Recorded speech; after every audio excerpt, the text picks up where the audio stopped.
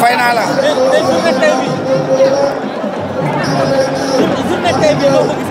macha allah journée bi neex na. journée bi neex na trop. di félicité Assane Ndiaye. bu baax a baax macha allah parce que amateurs yi ñëw nañu wuy si supporters yi ñëw nañu.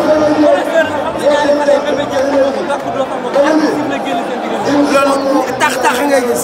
Bébé Diène du arrière ci kanamu kenn. te Gackou 2 gis nga dernier combat bi nga dem ak Boy Dakar la woon mu xeex ci xeex bu doy waar.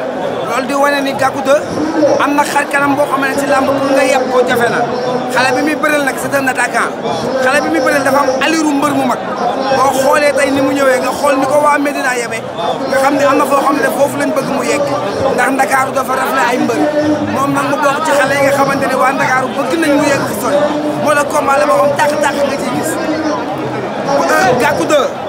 Gackou 2 bu fekkente ne dafa naw bëreem ci kaw Bébé Diène tey dina gis lu ko bett waaw Gackou 2 bu nawee bëreem ci kaw Bébé Diène tey dina gis lu ko bett waaye Bébé Diène bu mu jàpp ne day ñëw rek manipuler Gackou 2 Gackou 2 balaa mu koo daan il faut mu xeex ak moom Bébé Diène il faut mu xeex ba pare soog a daan Gackou 2 loolu la demee.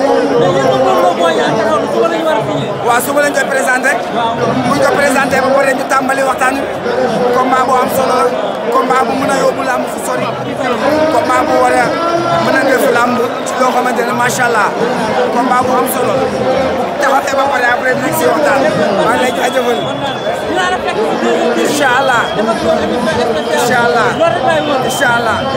am na incha allah.